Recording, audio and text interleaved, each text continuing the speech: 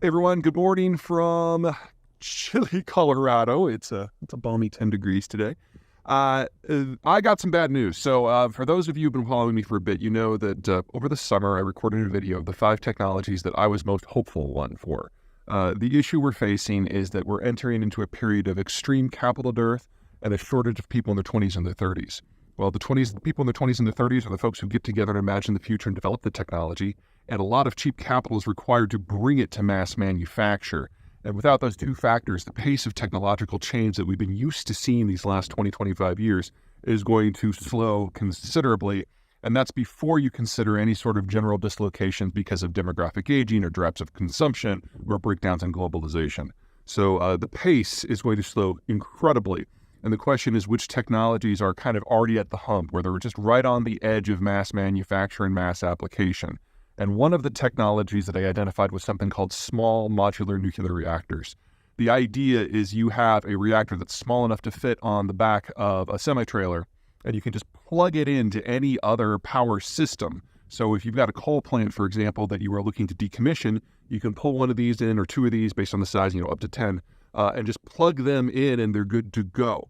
And the 20% of electricity that the United States gets from nuclear currently could continue in perpetuity.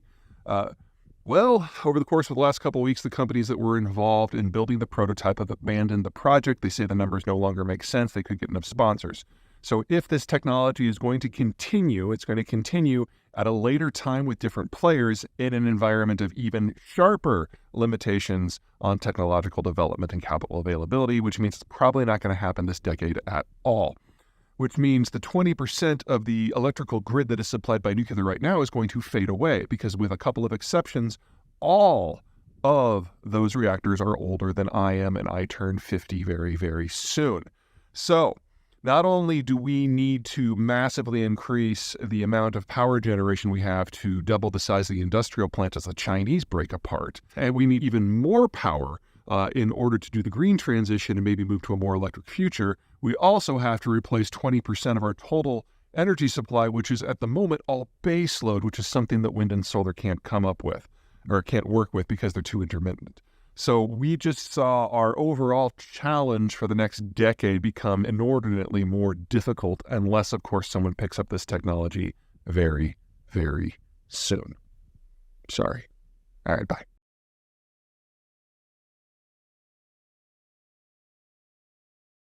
Hey everybody, Peter Zeihan here, coming to you from Seattle. It is late October, and this is one of those that can store, so you probably won't see it till November, but whatever. The topic I want to discuss today is strikes in Hollywood, of all places. We've got 2 separate strikes going on, one of which has at least temporarily been resolved, one involving the writers, which for the moment is behind us, they've settled, and one involving the actors. And the issue is honestly one of technology. With the advent of a sufficient processing power to allow streaming services over internet connections, we now have a number of major providers such as Hulu or Apple or Amazon or Netflix that are not just providing legacy shows, but new shows, and transmitting them to their end users and consumers through a completely different network that doesn't use the normal TV radio approach, VHF, things like that.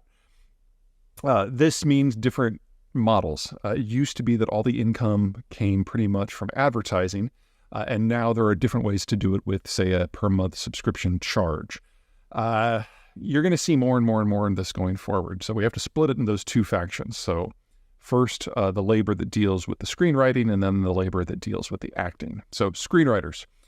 This is going to be an ongoing issue, largely because of the revenue play. When screenwriters used to produce things, whether it was for television or movies before, they'd work directly with the movie house, which would generate their income from either advertising or ticket sales. Now that you've got streaming, the question is what constitutes readership or viewership, because it's not the same model. And is it something that's a once and done? Is it something that gives them income over time? Because unless you're an A-lister where you can demand whatever terms you want, everyone else has to kind of suffer through.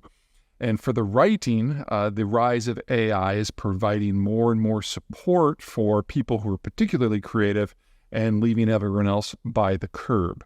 But as problematic as that is from the point of view of the writers, it's a disaster for the actors. We already have technology that allows us to fill in the background with either a complete green screen generated system or even to a certain degree extras. And I think the two movies that have demonstrated how this technology is coming along the best, one is Ant-Man 2, the one where we had some characters who in today's world are in their 60s, but we had a couple of scenes where they were shown when they were in their 20s and their 30s, and you can use the technology to make people look younger. We've also had World War Z, which is a hot mess. Great book, horrible movie. But when you had the swarms of zombies, those weren't real zombies. They were all CGI generated. And we could see how they looked very, very real. Well, you play both of those movies forward because those are both 5 years old now. And we're getting to the point where you can film an extra from a number of different angles and insert them into the background just fine. And so part of the reason that the actors were striking is because they were being asked to sign documents to basically surrender their future digital rights. So you're an extra in this movie, you're filmed, and then they reserve the right to recreate you royalty-free in the future. And obviously, if you're a low-ranking actor or an extra or an aspiring actor, that pretty much ends your career. It won't really hurt the A-listers, but pretty much everybody else would be left in the cold. And very soon, we're going to be able to take footage from people who are dead and use AI technologies to put them into leading roles if we want to. And so the balance, the ability for you to profit off your skill set and your presence all of a sudden isn't there anymore, and it's a question of who generates the revenue. And at the moment, the law suggests it's the people who control the AI-driven software and actually design the movies in the first place. So from a writer's point of view, this is going to get a little bit stickier as we move forward, but it's going to be more of an evolutionary process. But for the actors, you're actually looking at the evisceration of an entire class of people. And that will take with it the way movies are produced. Because if you can just have a handful of A-listers and B-listers who are doing kind of a number of the main roles and have the star power to draw people, and everything else is computer generated and looks as real as the real thing, then we're in a fundamentally different model for everything. And we're probably going to be in that environment by the end of this decade. So one way or another, Tinseltown is going to look very, very, very different, and it's probably going to have a lot fewer people.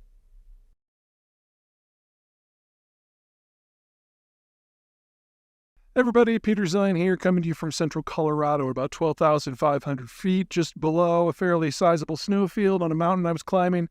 I figured this moment was the best time I could think of to talk about the Arctic. A lot of you have written in and wondering if we're on the verge of a new era of exploration and exploitation and development.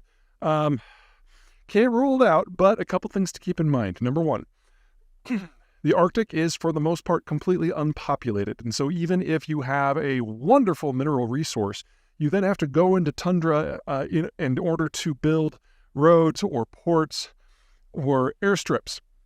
Tundra is not great land to deal with. In the summer, it tends to turn into a full-on swamp. So if you're going to have a town, it has to be elevated. And if you're going to have a road, it has to be on a raised berm that stretches hundreds, if not thousands of miles, which is why most of the remote places in Russia and Canada for mining aren't on the road network. You basically fly in, and then the place is just a frozen version of hell in the winter. If you want to do offshore, you're not just dealing with ice, you're dealing with moving sea ice, which means that most of what you have to do has to be under the ice, and yet it still has to be pumped back to the shore where it can be stored until the ice melts in the summer. So now you also need storage. So your cost for development for facilities up there is very high. The maintenance cost is extreme, and you're not going to be able to have a regular income stream because you can only ship out seasonally.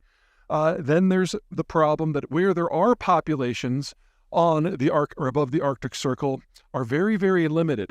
You basically have two categorizations.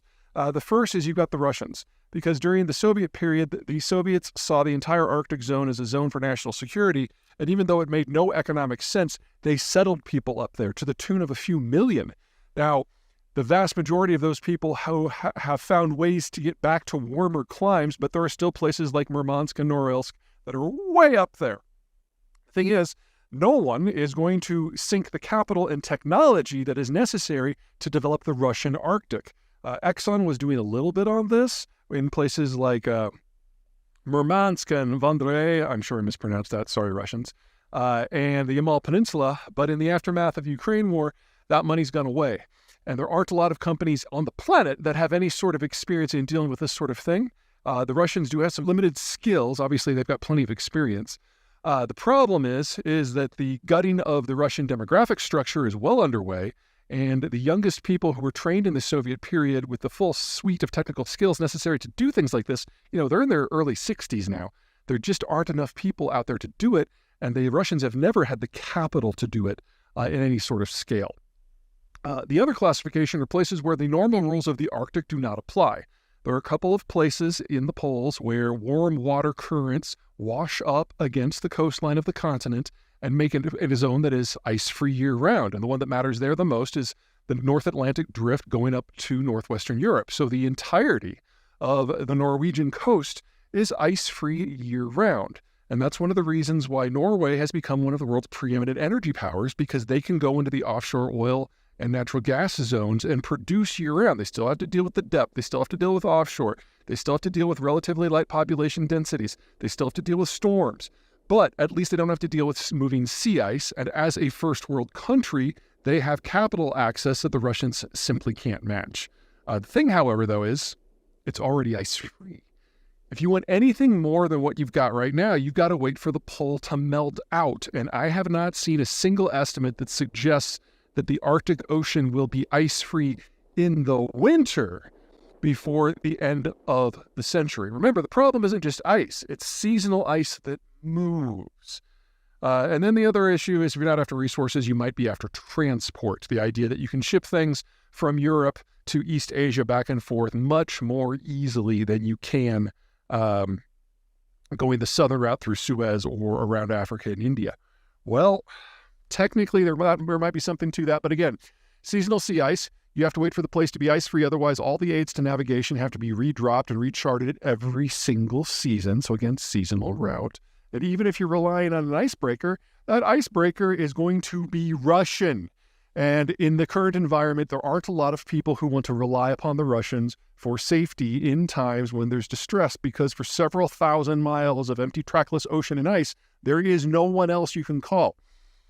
Finally, if you're going to do this, you're connecting East Asia, the most rapidly aging part of the planet, with Western Europe, which is the second most rapidly aging part of the planet. So you're making a long-term bet on two regions that demographically are not going to be able to trade much at all for much longer because they simply don't have any consumption that is going to be sustainable in the long run. So I don't think without a series of technological breakthroughs that are not very likely, we're going to see a lot of development up there. Everyone will play. Everyone always plays. But this is one of those things at the top of the world that's just going to stay there. All right, that's it. Take care.